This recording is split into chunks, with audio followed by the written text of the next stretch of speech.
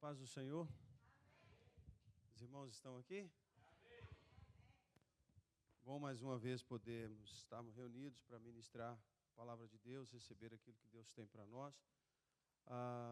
Lucas, eu não sei se você consegue. É porque está virado aqui os retornos. Antônio, ajuda aqui para mim, por favor, com os retornos. Irmãos, eu quero, antes de ministrar, eu ouvi vocês falando, algumas pessoas, no caso a Raquel, e falando a respeito da aposentadoria, né? E aí me fez lembrar um detalhe que eu acredito ser importante, relevante para a vida de cada um dos que vive aqui. Eu morei em Portugal quase 12 anos, e quando a gente voltou para o Brasil, eu fui do INSS para me aposentar. Aí, quando eu cheguei lá, eu marquei um horário e tal, e procurei a responsável e disse para ela, eu gostaria de aposentar. Ela disse, mas por quê? Eu falei, não, eu só quero, estou cansado, quero aposentar. E ela disse para mim assim, não funciona assim. Mas, na realidade, o que eu fui lá é porque eu queria saber, de fato, como que as coisas funcionam.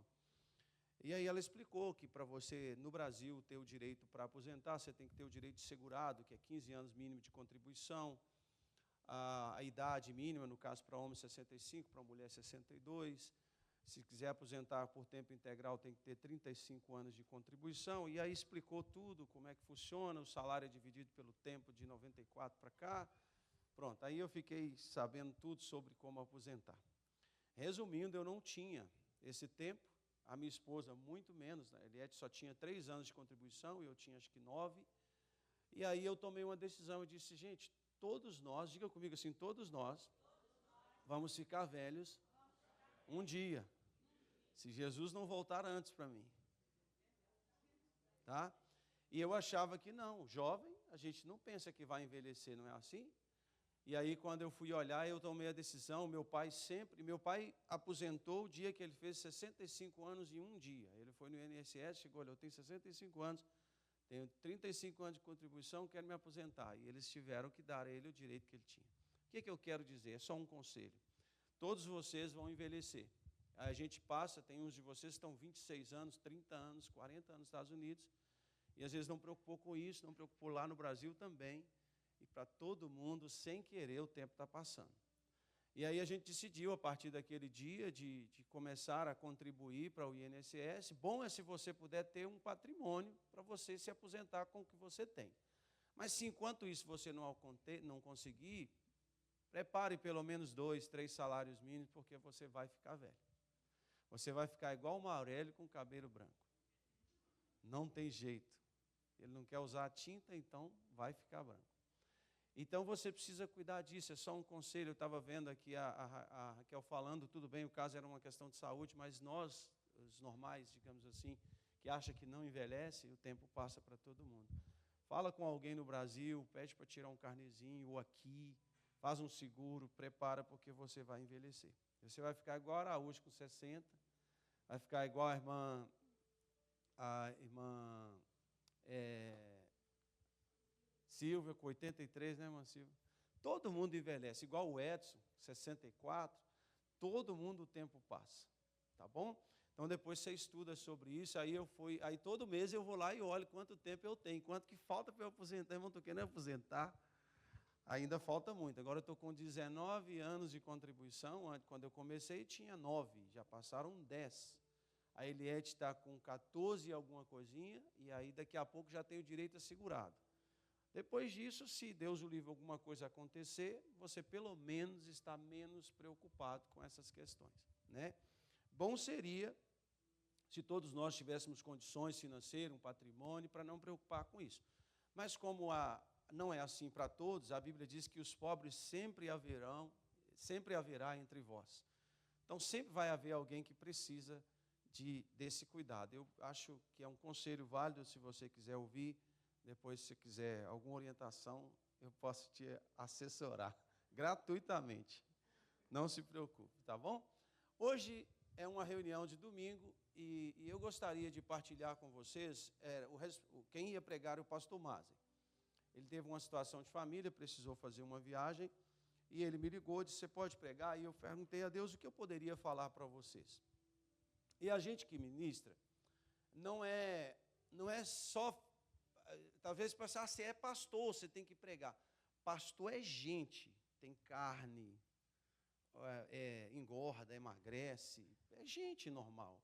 A diferença é que a gente recebe de Deus uma responsabilidade, um dom, ou um talento, ou um chamado para exercer uma responsabilidade de alguns ministérios, no caso da palavra, outros para cuidar de pessoas, para cantar, e assim vai. E para isso tem que haver uma preparação, sim ou não? É bom que seja assim. E a gente sempre tem algo guardado, né, para uma emergência. E eu estou com essa palavra já há algum tempo para poder partilhar com vocês. Ela é muito simples. E eu gostaria que você estivesse atento aos detalhes. Não vai precisar nem abrir o texto hoje, que eu vou fundamentar em cima de um texto que está na segunda carta do apóstolo Paulo aos Coríntios.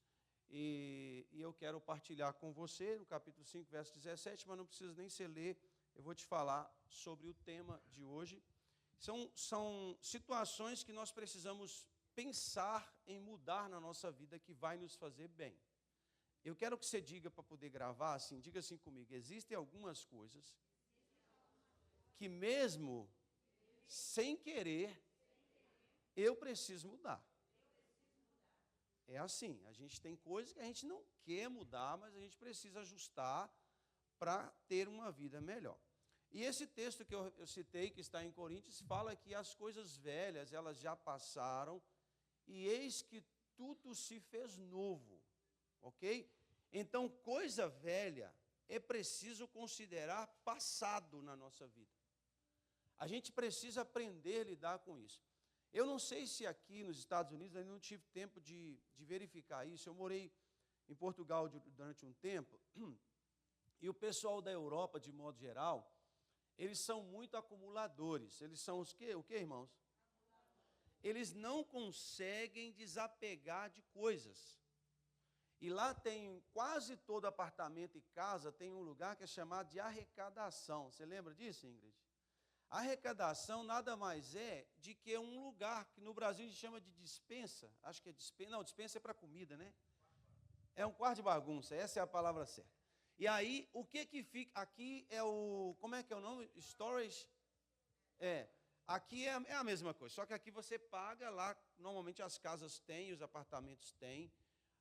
Aí você, tudo aquilo que você não usa mais, mas também não consegue desapegar, você vai e guarda na arrecadação. Para quê? Para nada. Você não vai usar. E nós temos um monte de coisa na nossa vida que a gente guarda na arrecadação, ou a gente guarda no storage, que fala, ou a gente guarda no quarto de bagunça, ou às vezes nem guarda, a gente deixa num canto da casa incomodando. E a gente fica apegado naquilo. E eu quero partilhar um pouquinho com você sobre isso. São coisas, a Bíblia diz que coisas velhas, elas passam, não precisa apagar a memória. Tanto de um sofrimento ou de um bem que você teve que porventura perdeu, você não precisa apagar a memória. Ninguém tem amnésia. A gente lembra de coisas erradas que fez, sofre até. A gente lembra de coisas boas que fizemos e nos alegramos, de coisas boas que tivemos e nos alegramos, mas se não temos mais no momento, você também não pode viver de passado. A gente tem que viver do presente e estar com uma grande expectativa de melhora para o nosso futuro. Mas o que passou, infelizmente passou. Aqui, eu estava comentando com o Aurélio lá no meu serviço ontem, existem coisas que nós deixamos de fazer que não teremos talvez mais a oportunidade de fazer. Um abraço que não foi dado, pode dar outro, mas aquele não vai voltar, não tem. Você precisa ter ciência de que coisas passadas são passadas.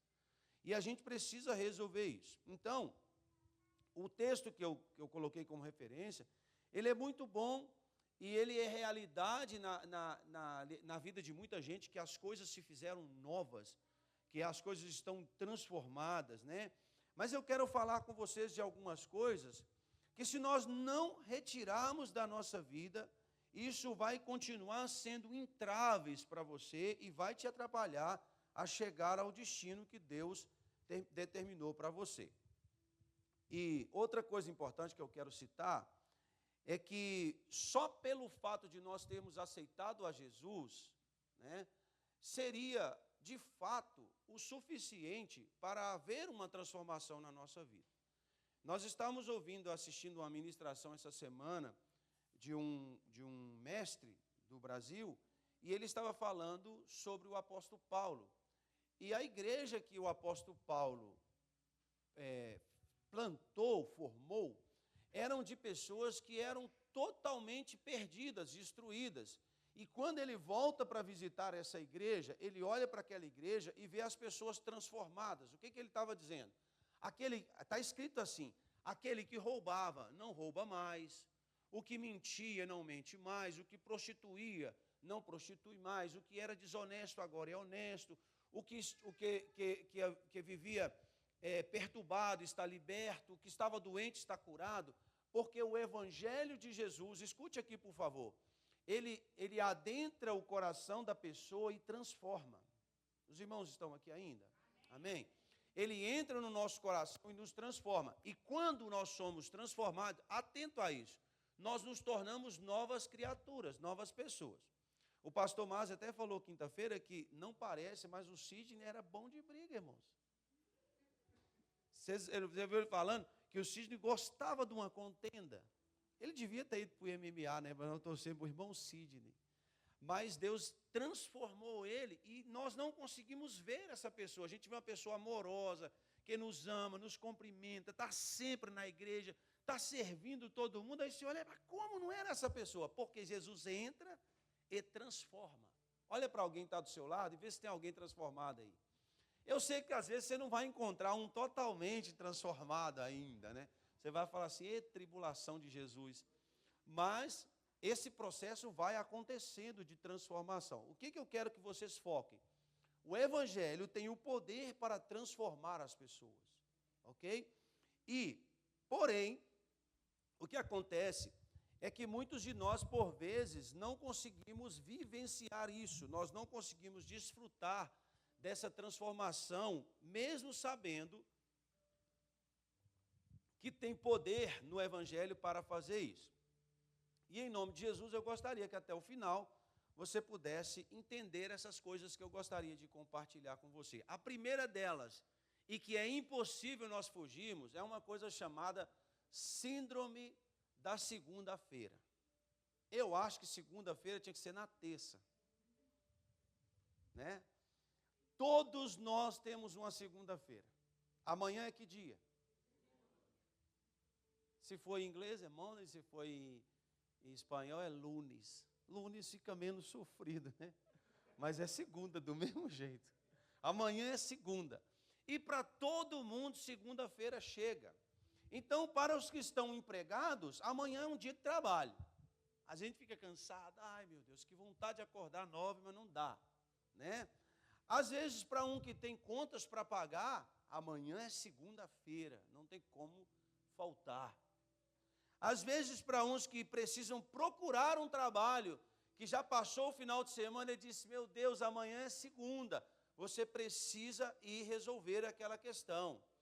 Para alguns que têm alguns problemas, seja de saúde, amanhã também é segunda-feira, não tem o que fazer. Os que estão equilibrados, talvez digam, glória a Deus, amanhã é segunda-feira, mais uma semana que eu vou vencer e que será de trabalho e vai ser uma bênção. Ok, amém. Mas para o que não tem essas condições, não é fácil enfrentar a segunda-feira. Aí é aqui que eu quero partilhar com vocês algumas atitudes que nós podemos, talvez, ajustar para que isso seja diferente, né? Por exemplo, você que está desempregado, ontem mesmo, eu gosto sempre de usar exemplos do meu dia a dia, da minha vida, porque não adianta eu pregar para vocês uma coisa que eu não esteja vivendo, né? Não bate, não dá certo. E até dentro disso, né, o Maurélio estava ontem lá, eu estou consertando o carro dele, a gente conversando, e ele perguntou assim, pastor, como que você virou mecânico aqui? É uma profissão aqui nesse país que é considerável, é boa, pelo menos você tem trabalho quase que sempre, né, o ano todo. Eu desde que cheguei, trabalhei com o pastor Edson. Eu fui explorado pelo pastor Edson 2 meses, irmãos. Ele me fez comer ovo frito na casa dele, colocou a gente no quarto melhor da casa. Eu falo ovo frito, vocês pensam em picanha. Para mim, ovo é muitas vezes melhor que picanha, por isso que eu falo disso. Entendeu? Quando ele ofereceu um ovo frito, ele estava dando para mim o que é melhor da comida, da culinária. Então vocês pensam assim, ovo não, ovo é top. O sábio está no melhor caminho, tem o maior mercado mundial para vender ovo frito. Entendeu? Edson cuidou da gente ali, a Rosilda, lá na pensão da Rosilda, e eles cuidaram da gente. Aí, depois disso, ele também me ajudou a arrumar um trabalho, e aí eu coloquei em prática a minha profissão. O que eu quero falar com você sobre isso?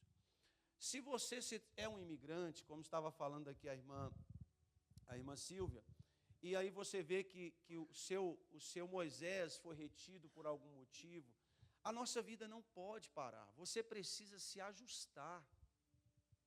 Tem pessoas com uma idade quase para aposentar que nem drive license tem, irmãos. Você precisa se posicionar, você precisa aprender uma profissão. Eu uso você como exemplo, Sidney, que eu admiro o seu trabalho, porque ele pergunta assim, o que é que você faz, pastor? Ele diz assim, o que é que você precisa que eu faça? Vocês estão, não é assim, Edson? Nesse país as coisas funcionam assim. Eu só limpo casa, não limpo apartamento. Eu só limpo apartamento, eu não limpo escritório.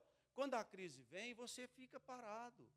Nós precisamos nos ajustar com o tempo atual e fazermos aquilo que seja lícito e necessário para trazer o pão para a nossa casa, o alimento para dentro de casa. Quem está me entendendo?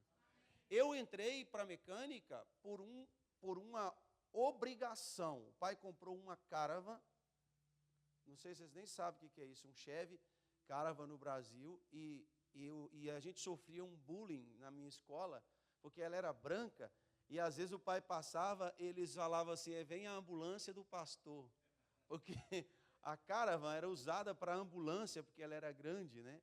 E a gente sofria, ele disse assim, o pai dizia assim, eu não tenho condições de pagar mecânico, você vai aprender para consertar esse carro. E eu pensava, eu já era meio animado assim, né? E eu dizia, quando eu aprender essa caravana sua já acabou, já não vai ter nada. Ela era 76, ele comprou em 91, você tem uma ideia, já tinha uns anos.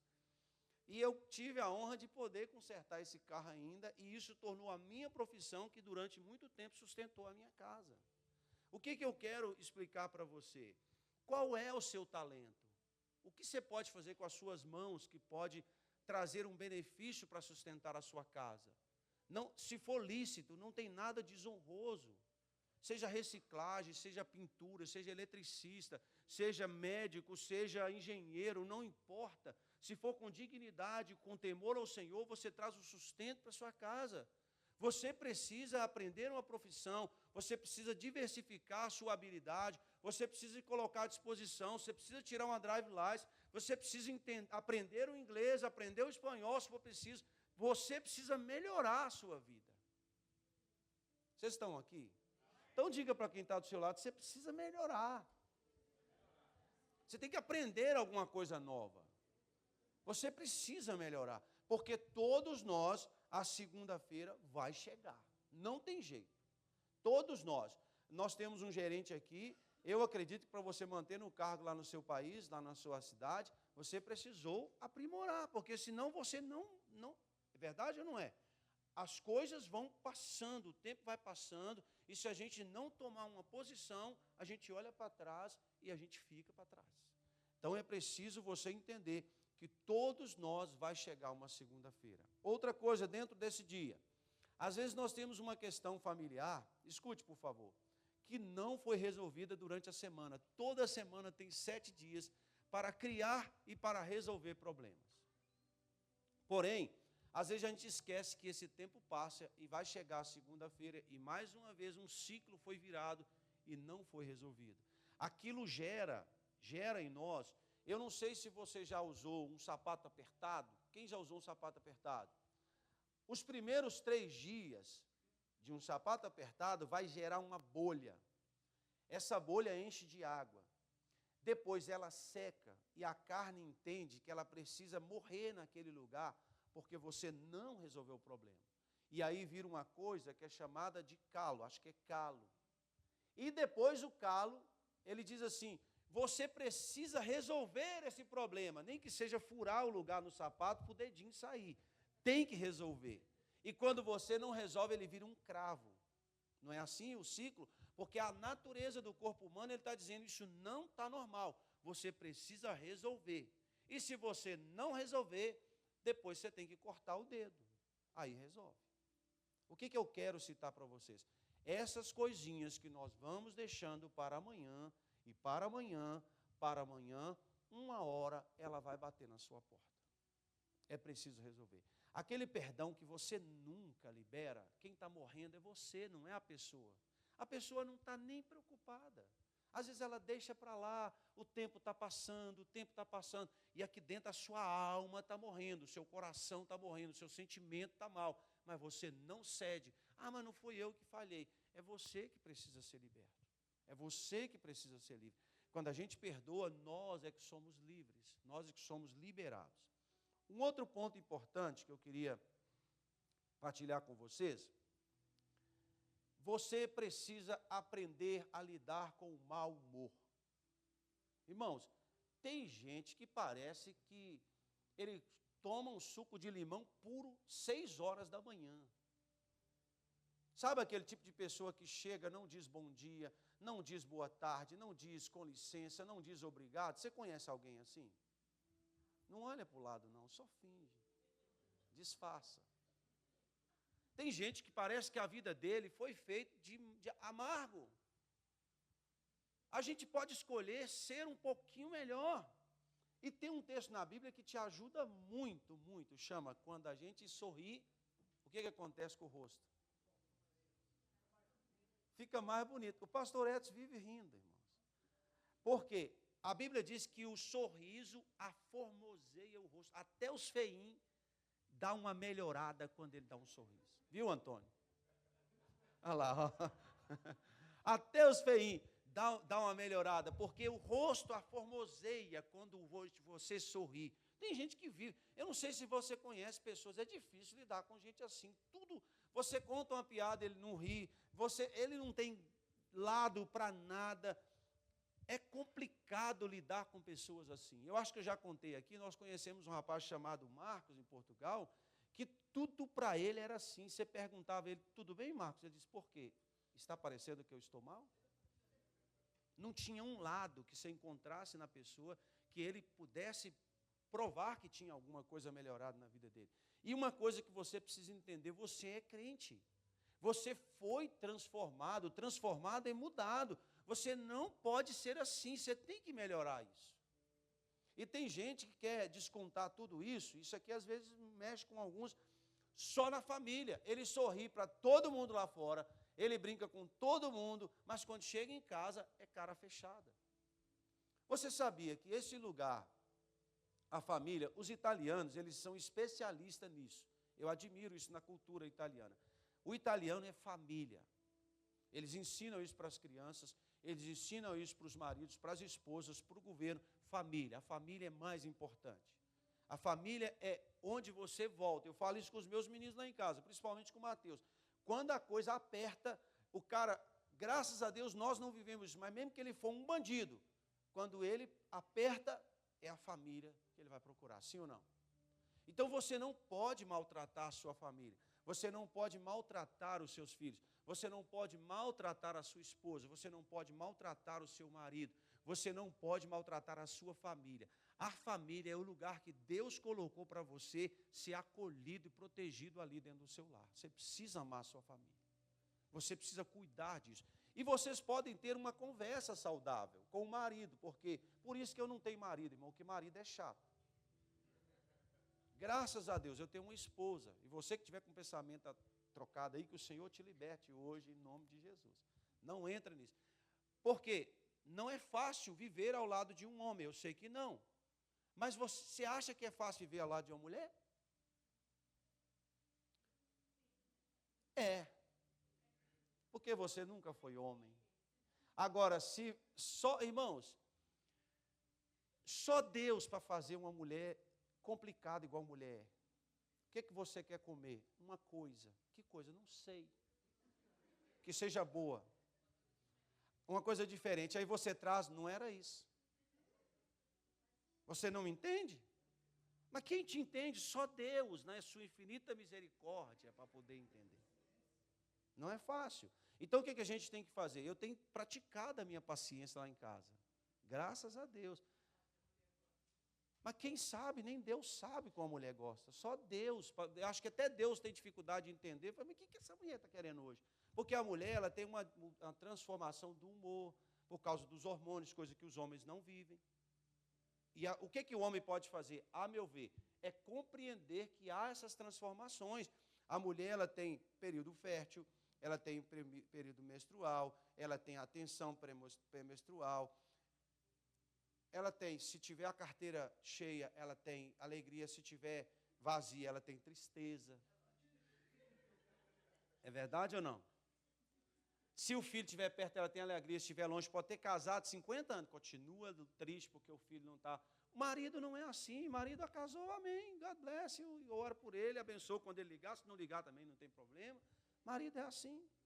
Só que se vocês dois não se entenderem, vocês vão viver rasgando os panos o resto da vida. E é assim, irmãos.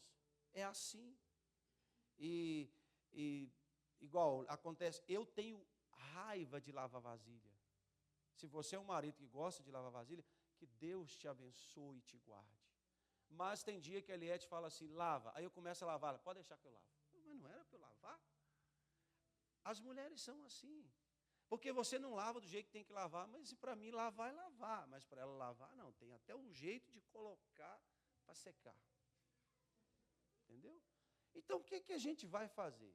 Eu prefiro continuar casado. Então você vai se adaptando. O que eu estou dizendo para você? Tem coisa que você tem que se adaptar. Não tem jeito, não tem como. Às vezes ela fala comigo assim lá em casa, assim, amor, todo marido aqui cozinha, sabe cozinhar. Eu falei, mas quantos deles são mecânicos? Né? Quantos deles instala cerca? Quantos deles lavam o carro? Então, cada marido tem sua característica. Eu não sei cozinhar, mas vocês também não sabem consertar carro, então está tudo certo, sim ou não? E assim um vai cuidando do outro, vamos trazendo para casa o nosso sustento, a bênção de Deus sobre a nossa vida, e vamos trabalhando, e Deus vai cuidando de nós, e nós vamos cuidando das nossas esposas, cuidando dos nossos filhos, cuidando da nossa igreja, e vamos sendo uma bênção. Respira, enche o seu pulmão de ar, enche mesmo que você puder. Agora solta. E assim comigo, assim, ó, diga assim, as coisas podem ser mais suaves se nós ajudarmos. Amém? Ajuda a sua esposa, ajuda o seu marido. Não pegue muito no pé dos seus filhos. Deixa eles um pouquinho. Não pegue muito no pé do seu marido. Né? Tem uns assim, dizendo glória a Deus. Outra coisa importante. Você precisa sair do vermelho. Ajuste as suas contas. Tem alguém aqui? A gente precisa sempre nos ajustar, porque viver no vermelho a vida toda não há quem suporte. Pastor, por quê? Não é porque você ganha pouco, é porque você gasta mais do que você ganha. Se você não consegue pagar 2.500 de aluguel, você tem que mudar para um lugar que é 1.500. Se você não consegue, você tem que mudar para um lugar que é 1.000. Se você não consegue, você tem que morar de favor. Mas você precisa ajustar suas contas. Porque não fecha, não bate. Não adianta ganhar 2 e gastar 2.100, porque todo mês você vai ficar no vermelho. E não tem nada mais que tira a paz de um ser humano, é ele não ter condições de comprar o almoço de $13 que vai ter, de $13 que vai ter na igreja. É muito difícil, quem está me entendendo? Nós precisamos nos ajustar. Eu tenho aprendido, e o apóstolo Paulo tem um texto, escute aqui por favor, que diz assim, olha, eu sei passar por provações, eu sei passar por dificuldade, e ele diz, posso todas as coisas naquele que me fortalece. O contexto desse texto, ele está dizendo, eu já tive coisas boas, mas também sei me adaptar quando as coisas estão mais difíceis. Irmãos, eu gosto de uma gastronomia, eu gosto de poder vestir. Quem não gosta de andar com carro novo? Eu já tive condições de tirar carro zero todo ano no Brasil. Hoje eu não posso mais fazer isso. Mas não me faz a mínima diferença. Desde que ele não quebre e te leve e traz, você pode ir com o seu carrinho, você pode voltar. Isso não muda quem você é. Isso não vai fazer de você mais bem visto ou mal visto na sociedade. Melhor é você ter uma vida regada e ajustada dentro da sua condição financeira do que você estar andando de carro novo e não tendo condições de pagar o almoço e fim de semana da sua família. Amém? Doa em quem doer, é a verdade. Então, ajuste. Você precisa aprender a lidar com a síndrome da segunda-feira. 2, você precisa melhorar o seu humor. 3, você precisa ajustar as suas contas. 4, você precisa sair do sedentarismo. Tem um vídeo que está rolando aí na internet de um rapaz que foi fazer uma entrega, um delivery, e ele foi levar comida. Quando ele entrou na varanda, que ele subiu para trocar a campainha, a casa caiu toda por causa do cara. Ele estava pesando acho que umas 2 toneladas, esse irmãozinho da entrega, o delivery. E aí eu fiquei pensando, o que faz um ser humano engordar? Quem está aqui? Amém? O que faz um ser humano? Amém não engorda ninguém. Comida. Só engorda se comer. Aí você, pastor, você vai falar mal de mim? Não, você que está gordo. Eu não estou falando mal de você, eu não estou pondo a cara a pôr, estou falando da realidade. Não é porque eu esteja tão magro assim também. Estou com 104 quilos, dá quantas libras? 200 e sei lá, 212 libras, mais ou menos. Mas não é isso que eu quero dizer.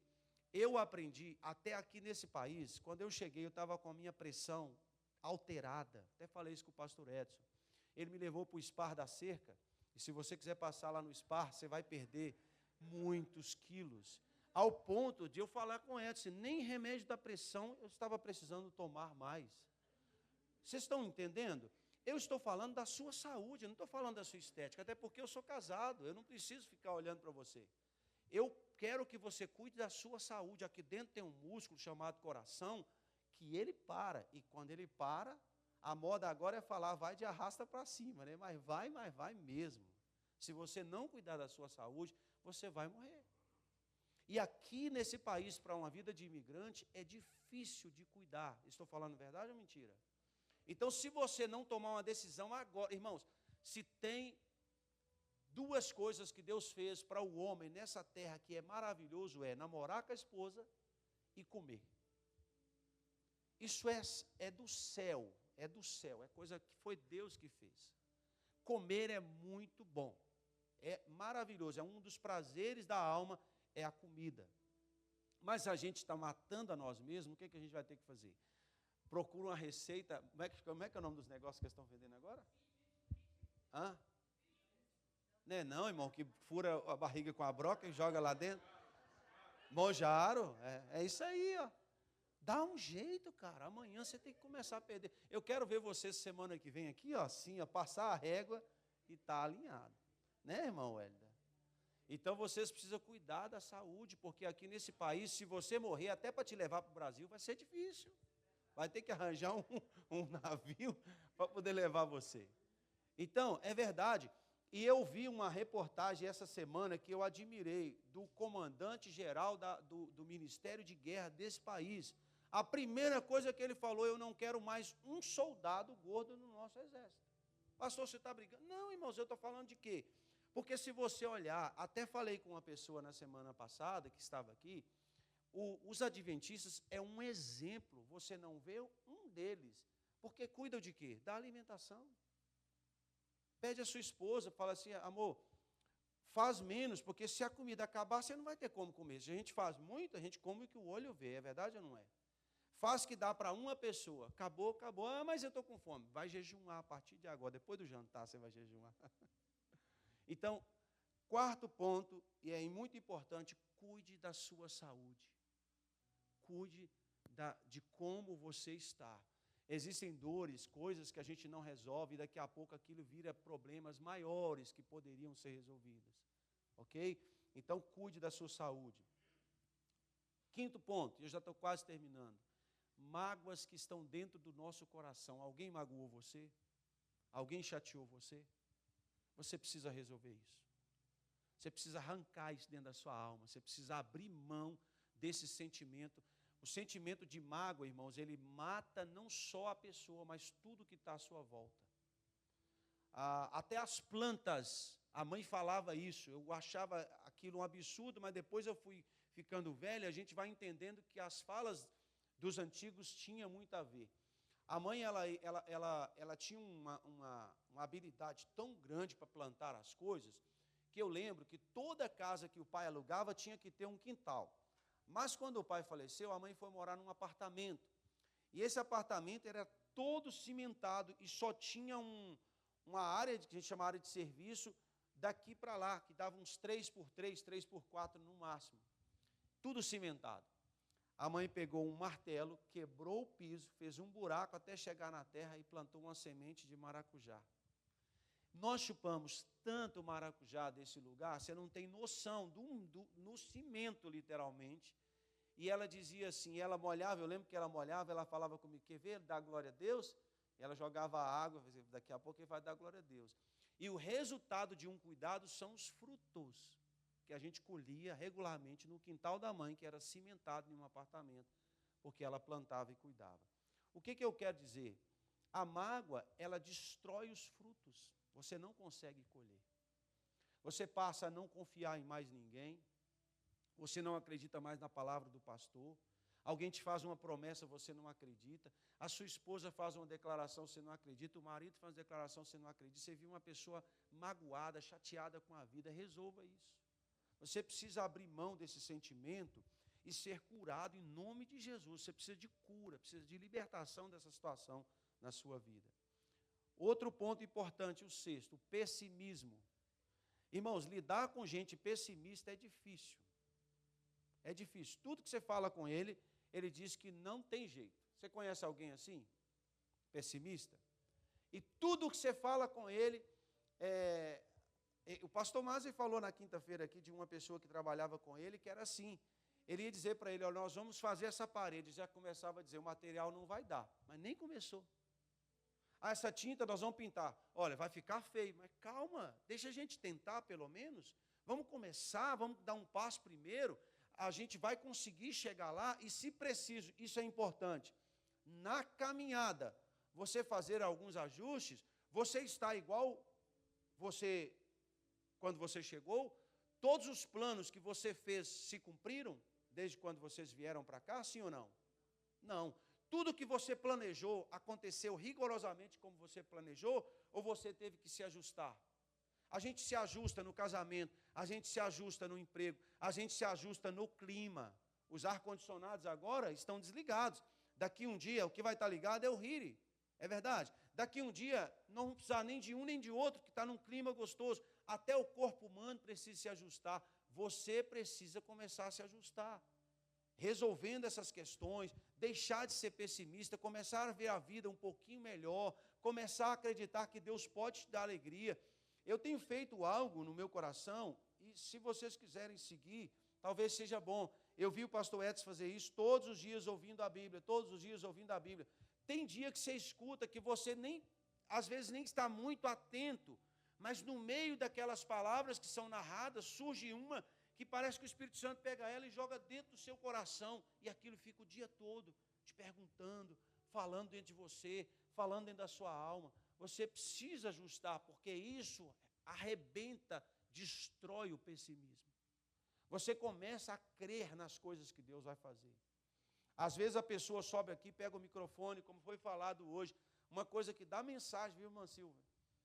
Dá para pregar o texto que você leu aqui, quando ela falou de Joquebede e de Moisés, e ela disse assim, os seus sonhos não vão morrer, vai dar certo, Deus vai trazer de volta. Você precisa crer nessas palavras que foram lançadas. Você não pode ser pessimista o tempo todo.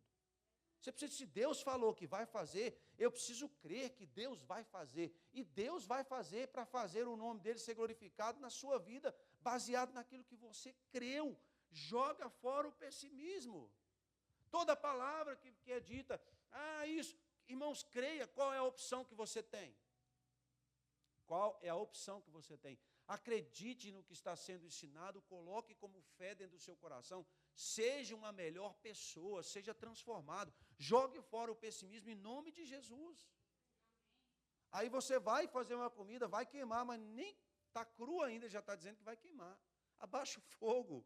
São atitudes pequenas que a gente pode ter, que essas coisas são resolvidas. Quem está me entendendo? Amém? Outro ponto importante e último, solidão. É um sinônimo desse país, sim ou não? Como que a gente sente solidão? Normalmente, quando a gente está sozinho. E a gente precisa analisar por que estamos sozinhos. Irmãos, tem gente que é tão chata que ele não aguenta nem ele. Ele olha para ele e diz, como é que eu me suporto? Você precisa melhorar nesse ponto. Tinha uma coisa que a gente fazia, escute isso, é importante. Quando nós éramos criança, o meu pai, eu sou filho de um pastor evangelista, missionário. E nós mudávamos muito. Nós mudávamos que tanto, irmãos? Muito, você não tem noção. Põe um pouquinho mais nesse muito, que é o que a gente mudava. O Edson fala que eu não consigo contar a minha vida.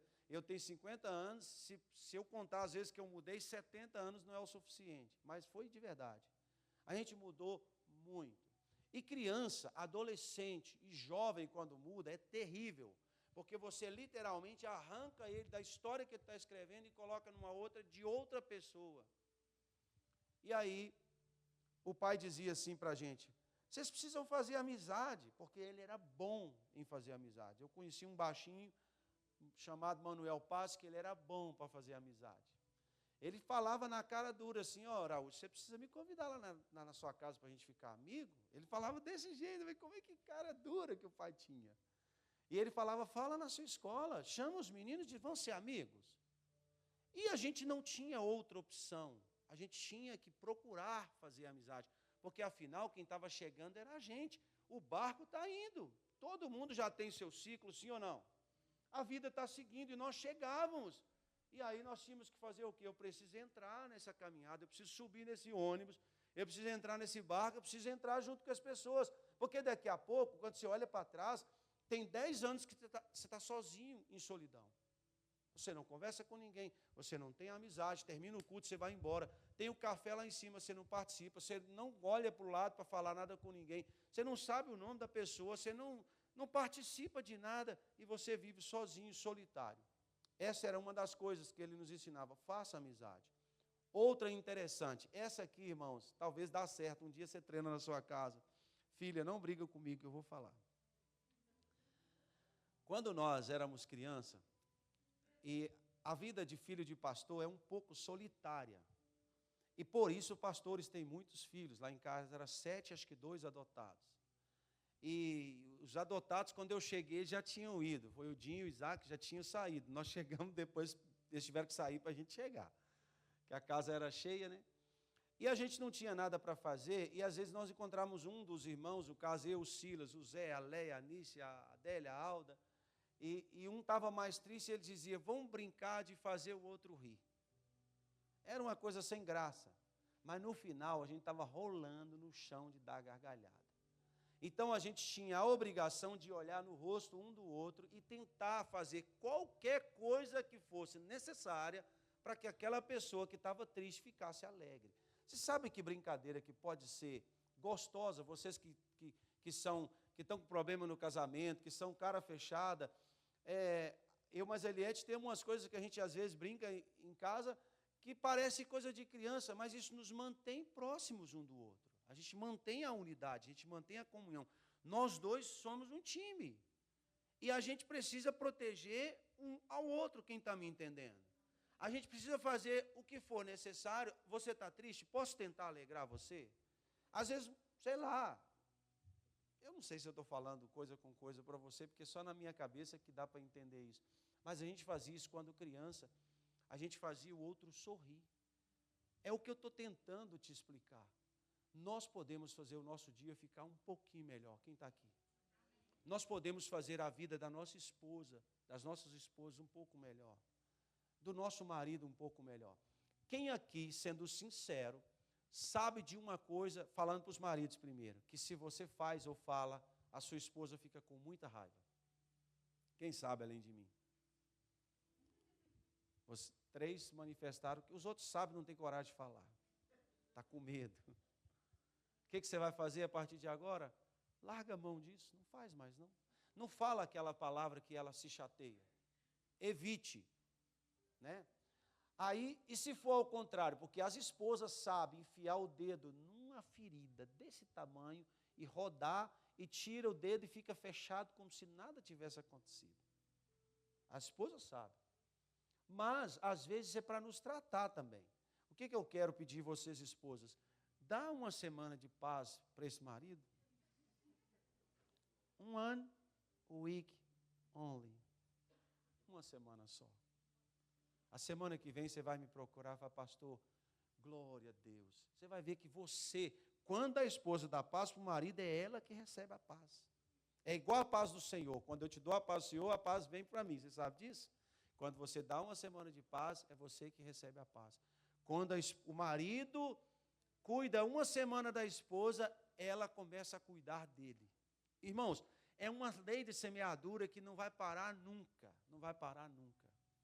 Então eu gostaria de fazer essa proposta para vocês essa semana. São coisas simples. São coisas simples. A primeira delas, que eu disse para vocês, amanhã é segunda-feira. Esse dia vai chegar, não tem o que você fazer. Vai chegar segunda-feira, sim ou não? Como nós vamos enfrentá-la amanhã? Eu quero que vocês sejam de Deus e digam assim, amanhã vai começar uma das melhores segundas-feiras talvez, da minha vida. Você crê nisso? Aí você vai dizer, por quê? Você tem que dizer, senão você não vai me ajudar. Por quê? Eu sou responsável por fazer a minha segunda-feira ser uma bênção. Digo assim, amanhã vai ser uma bênção. Se você crer, você vai fazer. Segundo ponto que eu expliquei para vocês, que vocês precisam vencer essas questões da segunda-feira. Você precisa vencer a questão do sedentarismo. Você precisa vencer a questão do mau humor. Você precisa vencer a questão da solidão. Ok? Você precisa resolver esses pontos na sua vida. Isso vai te trazer a paz. Irmãos, é só um conselho. Você diz assim, pastor, eu precisava de uma mensagem de pregação. Você precisa resolver as coisas dentro da sua vida. Porque nós estamos vivendo uma vida como se ela nunca fosse acabar, e ela vai acabar nessa terra. E estamos vivendo uma tristeza como se não existisse alegria. Nós estamos vivendo como se não existisse a paz. Não são as coisas que nós conquistamos ou que temos que nos traz alegria. É o ambiente com quem nós construímos, protegemos, vivemos, que nos faz viver em paz. Isso também é de Deus para a sua vida. Cada testemunho que é dado, cada cura que você recebe, cada alegria que tem no seu coração, cada coisa que o Senhor vai fazendo de novo na sua vida, você aprende a confiar no braço forte do Senhor. Eu tenho um colega de trabalho chamado José, eu tenho aprendido muito com ele, porque o José é uma pessoa de cultura totalmente diferente da minha, como brasileiro. E você sabe que a cultura de brasileiro é diferente, cada um de nós vivemos de um jeito. E eu tenho tentado entender o que as coisas significam para ele, para que eu consiga proporcionar o meu colega de trabalho. A gente passa 8 horas um do lado do outro. Imagina se eu ficar com raiva do José todos os dias, 6 dias por semana, eu vou ter que matá-lo. Ou ele vai me matar. Mas e se eu fizer ele lembrar de mim quando eu for embora? Ou se eu fizer ele lembrar de mim quando eu mudar de trabalho? Ou se ele nunca me esquecer, porque eu deixei uma semente de alegria na vida dele? Quem está entendendo o que eu estou falando? Sabe aquele cara que anda com você, que trabalha com você, que vocês vivem emburrado? Se você chegasse lá amanhã e dissesse assim, olha, eu recebi uma mensagem de Deus e eu preciso que essa semana nós dois nos tornássemos amigos. Será que vai mudar alguma coisa? Totalmente, sim ou não? E se essa pessoa for a esposa, ou se essa pessoa for o marido, ou se essa pessoa for o filho, se essa pessoa for o patrão, o colega de trabalho, eu tenho certeza que quando você tomar a decisão, o Espírito Santo vai entrar nessa conversa sua e vai te proporcionar uma semana de alegria e de paz, em nome de Jesus. Então, cuide da sua saúde, cuide das suas amizades, cuide da sua comunhão com Deus, cuide do seu marido, cuide da sua esposa, cuide dos seus filhos, cuide do seu trabalho, cuide dos seus amigos, e o Senhor com certeza vai te proporcionar tempos de alegria.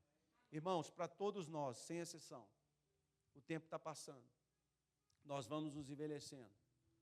Eu já estou entrando na casa dos 51, e esses dias eu estava vendo, um irmão falou comigo, eu tenho 40, e eu falei, gente, eu já tive 40. Já tem 10 anos que passaram, não é verdade? Aí eu estava vendo um outro, até comentei com o Maurélio, vendo o Maurélio com o bebezinho dele, quantos anos tem, Maurélio, seu bebê? 1 e 8 meses. O Lucas já teve 1 ano e 8 meses. Agora pega o Lucas no colo para ver. Só com a grua, com o forklift. Não dá mais. Então essas alegrias, elas se vão, não tem como voltar. Quem está entendendo? Mas hoje, eu posso pedir para ele me pegar no colo. O Maurélio ainda não tem essa alegria, mas eu já tenho. Filho, me levanta para ver se você está forte. Aí ele, para provar que está, acaba quase se matando, mas tem que conseguir. Não é verdade? Vamos ficar de pé?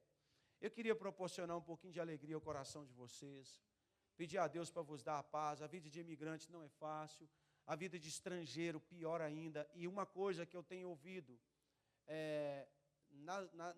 nas caminhadas para a ida e vinda do trabalho, eu vou ouvindo a Bíblia, e uma das coisas que Deus sempre cobrou de Israel, ele dizia assim, olha, não esqueça dos estrangeiros. Irmãos, você pode ter nacionalidade, você continua sendo estrangeiro.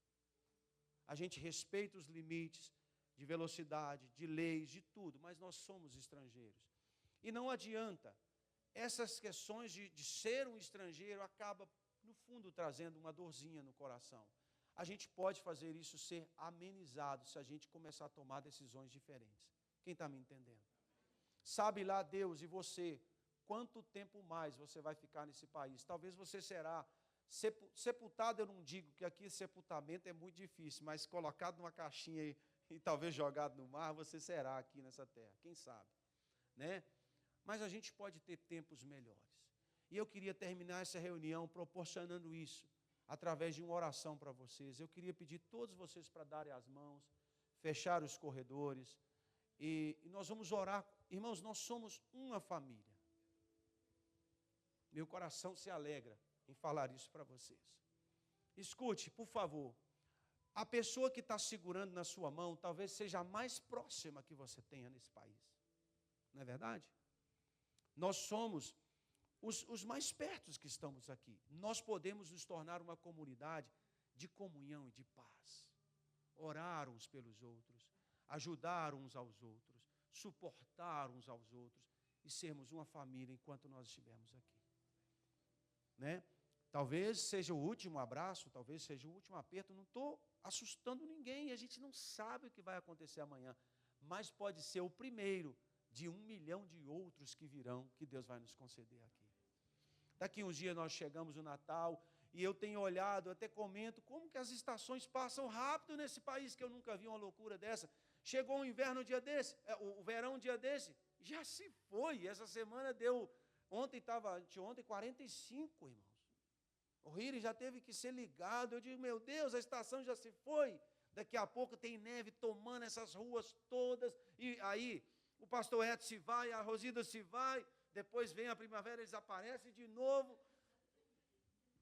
Vocês estão entendendo que isso aqui, ó, o ciclo não para, não para, não para. Mas uma coisa, aperte a mão do seu irmão, aperte ela assim, para ele saber que você está aí. E fala para ele assim, Deus tem cuidado de nós, em todas as estações, Deus tem cuidado de nós. Nós somos uma família, nós somos um povo, o povo de Deus nessa cidade de Fairview. Eu quero que Deus conforte o seu coração, conforte a sua alma e que o Senhor te dê a paz. Feche os seus olhos, em nome de Jesus eu oro, por esse grupo que o Senhor escolheu nessa manhã para ouvir essa palavra. Deus, incentiva-os a caminhar, sopra-os com o teu vento, cura as dores que eles têm na alma, no coração, no corpo, Fortaleça-os com a força do teu Santo Espírito, Senhor. Ajuda-nos a vencer nesse país. Ajuda-nos a acumularmos testemunhos de glorificação ao teu nome, seja de cura, seja de prosperidade, seja de libertação, seja de comunhão, Senhor. Nos ajuda a acumularmos testemunhos de glorificação ao nome do Senhor. Deus, quantas histórias estão aqui. Quantas histórias diferentes estão. Quantos livros seriam escritos com a vida deste povo, inclusive a minha e da minha família.